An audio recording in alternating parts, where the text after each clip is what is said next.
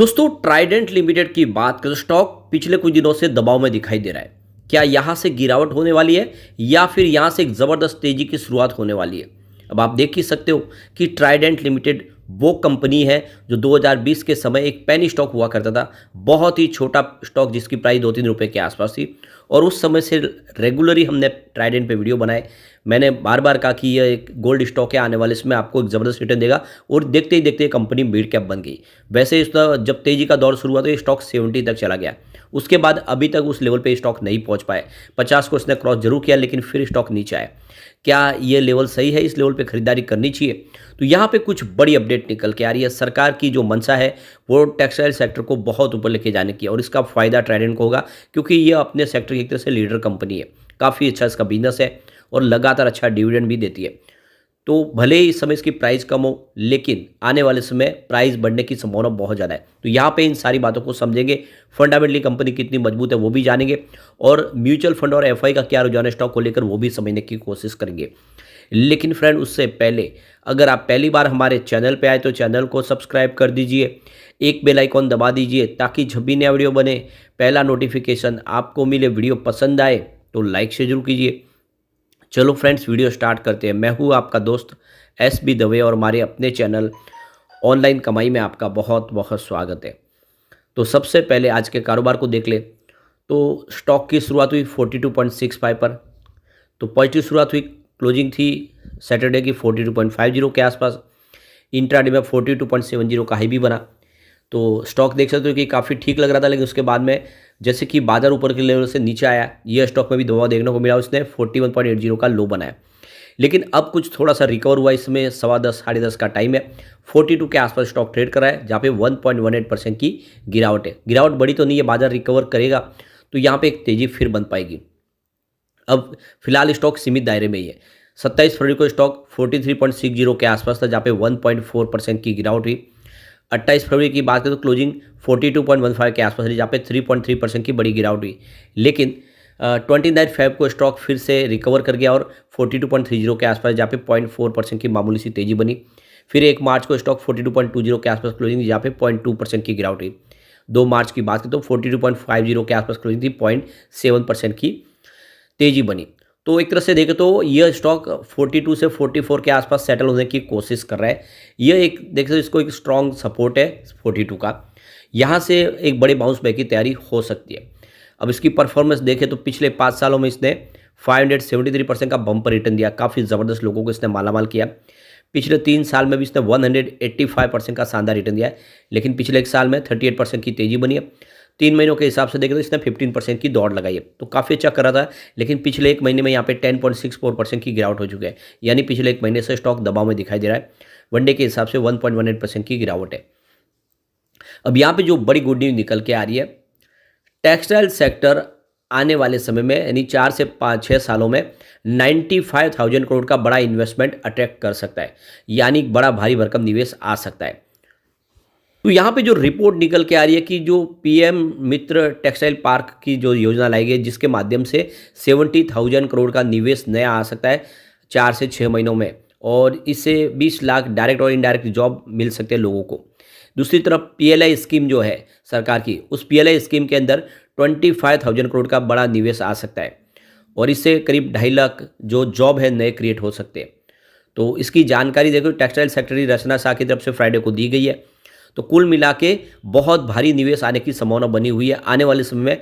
Textile sector जो हमारे देश के एक मजबूत पिलर है और इसमें सरकार की PLI स्कीम का बेनिफिट भी मिल रहा है। सरकार ऑलरेडी PLI स्कीम लाई, 64 कंपनी को PLI स्कीम का बेनिफिट मिला जिसमें ट्राइडेंट भी शामिल है। ट्राइडेंट को भी सरकार ने PLI स्कीम का हिस्सा बनाया। तो ये बहुत अच्छी खबर है और आप समझ सकते हो कि फ्यूचर बहुत ब्राइट है ट्राइडेंट का। ट्राइडेंट में भी अपना अभी रास्ता बदल दिया है। पहले ट्राइडेंट पूरी तरह से एक्सपोर्ट के ऊपर निर्भर थी। 54% कारोबार एक्सपोर्ट से आता था लेकिन अब वो इंडिया के डोमेस्टिक मार्केट में अपनी अपॉर्चुनिटी तलाश रहे, लगातार अपनी प्रोडक्शन की कैपेसिटी भी बढ़ा रहे और अपने शोरूम की संख्या भी बढ़ा रहे। साथ में ऑनलाइन भी अपने प्रोडक्ट को ज़्यादा से ज़्यादा यहाँ पे लोगों के सामने लाने की कोशिश करें। ऐसे प्रोडक्ट लॉन्च किए जा रहे जो अभी तक जो ब्रांडेड कपड़े या जो प्रोडक्ट नहीं इस्तेमाल करते उनको भी प्रोडक्ट इस्तेमाल करने के लिए दिए जाए। ऐसे प्रोडक्ट भी कंपनी बनाने लगे क्योंकि इनके प्रोडक्ट काफ़ी प्रीमियम होते थे। अब कंपनी दूसरे सेगमेंट में भी ट्राई कर रही है। जो साथ में जो दूसरे बिजनेस है वो भी काफ़ी अच्छा कर रहे हैं।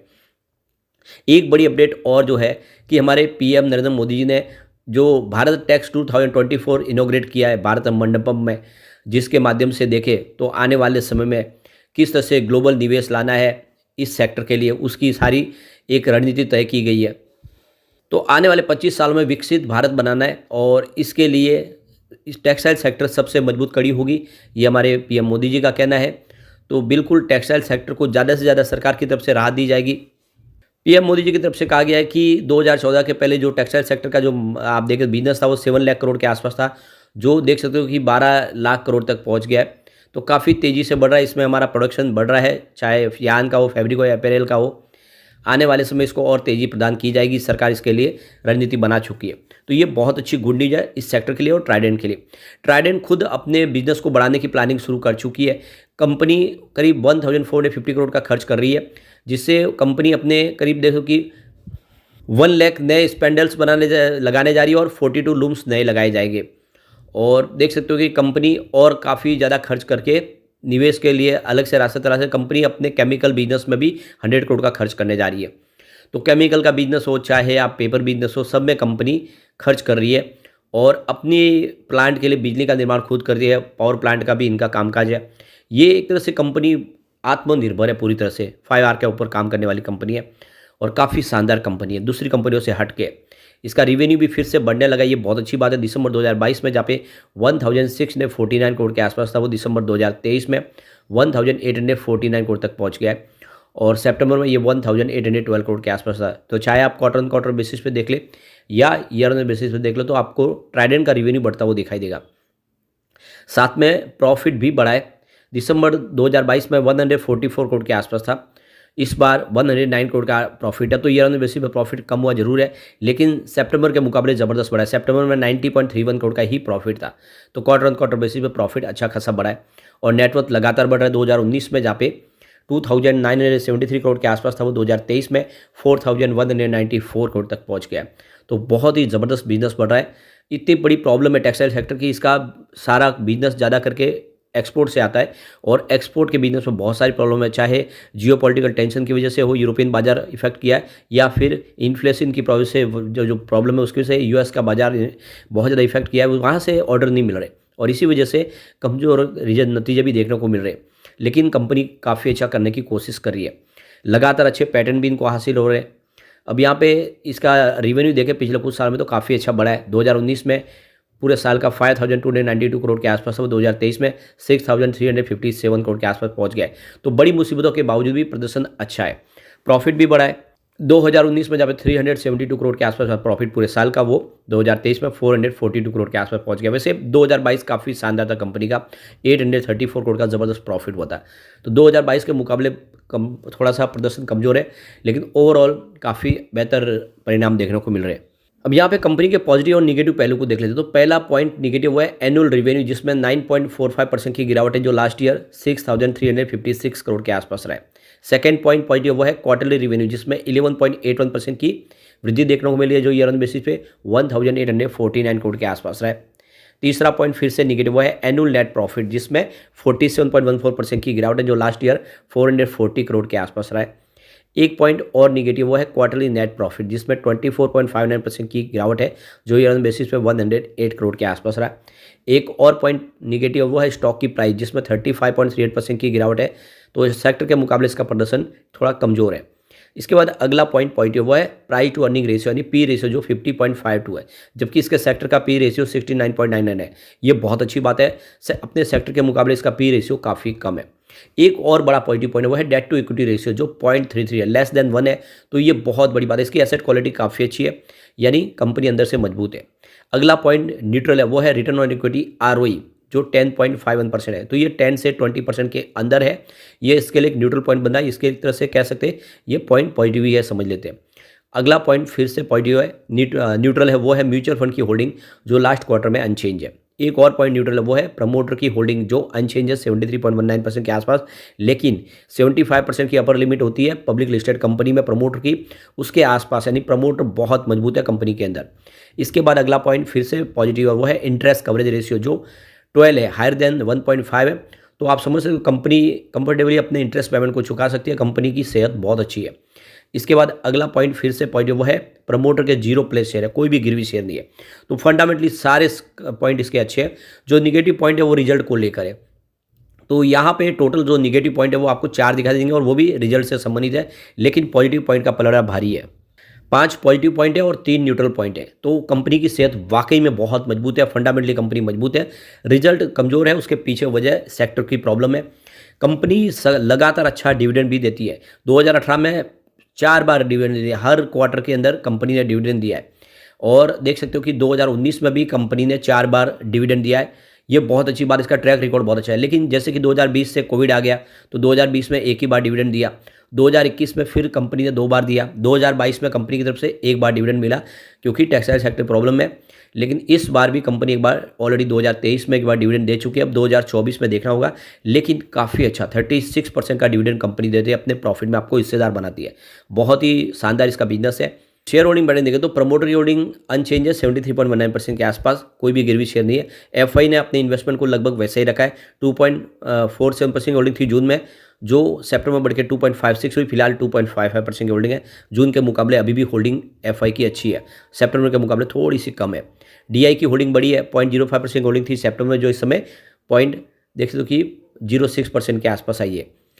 इसके अलावा अगर आप देखें तो म्यूचुअल फंड की होल्डिंग अनचेंज है, 0.05% के आसपास, जो लगातार बनी हुई है।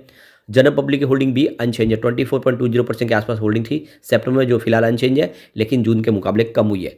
ओवरऑल आप देख सकते हो कि ट्राइडेंट का बिजनेस काफ़ी शानदार है और रुझान भी अच्छा है। यहाँ पे कुछ बड़े म्यूचुअल फंड ने जम के खरीदारी की है। ये देख सकते हो कि Motilal Oswal Nifty mid cap 150 ने यहाँ पे 2.84 करोड़ का इन्वेस्टमेंट किया है। इसके अलावा Nippon India Nifty ETF mid cap 150 ने 2.54 करोड़ का इन्वेस्टमेंट किया है। Nippon India Nifty mid cap 150 index ने 2.39 करोड़ का इन्वेस्टमेंट किया है। Mirae asset Nifty mid cap 150 ने 1.34 करोड़ का इन्वेस्टमेंट किया है। ICICI Pru Nifty mid cap 150 index fund ने 0.69 करोड़ का इन्वेस्टमेंट किया है। SBI Nifty mid cap 150 index ने 0.65 करोड़ का इन्वेस्टमेंट किया है। ICICI Pru Nifty mid cap 150 ने 0.62 करोड़ का इन्वेस्टमेंट किया है। Aditya Birla SL Nifty mid cap 150 index ने 0.35 करोड़ का इन्वेस्टमेंट किया है। Motilal Oswal Nifty 500 index fund ने 0.25 करोड़ का इन्वेस्टमेंट किया है। और Zerodha Nifty large cap mid cap 250 index ने 0.24 करोड़ का इन्वेस्टमेंट किया है। तो इंडिया के सारे म्यूचुअल फंड यहाँ पे खरीदारी कर रहे हैं। मोतीलाल ओसवाल ने भी काफ़ी अच्छी खरीदारी की है। तो ये क्लियरली आप समझ सकते हो कि जब इंडिया के बड़े बड़े म्यूचुअल फंड जम के खरीदारी करें, तो क्यों ना आप निवेश करें। वाकई में आने वाले समय ये स्टॉक एक तेजी के साथ आगे बढ़ते हो, आपके निवेश को कई गुना बढ़ा सकता है। तो आपका नजरिया कम से कम ये समझ सकते हैं कि अगर आप इसको 2 साल के लिए होल्ड कर लेते हैं, 100 का टारगेट आराम से दिखा सकता है। और कम से कम इसको अगर आप 5 से 10 साल दे तो ये 500 का टारगेट भी आपको दिखा सकता है। तो निवेश करना चाहिए, लॉन्ग टर्म का नजरिया लेके। ट्राइडेंट आने वाले इसमें आपको मालामाल कर देगा। लेकिन फ्रेंड, कोई भी इन्वेस्टमेंट करने से पहले अपने फाइनेंशियल एडवाइजर्स बड़े ले ले या अपना खुद का रिसर्च करें, क्योंकि मैंने वीडियो आपके एजुकेशनल पर्पज के लिए ही बनाया। वीडियो पसंद आए तो लाइक से जरूर कीजिए और चैनल को सब्सक्राइब कर दीजिए। Thank you friends.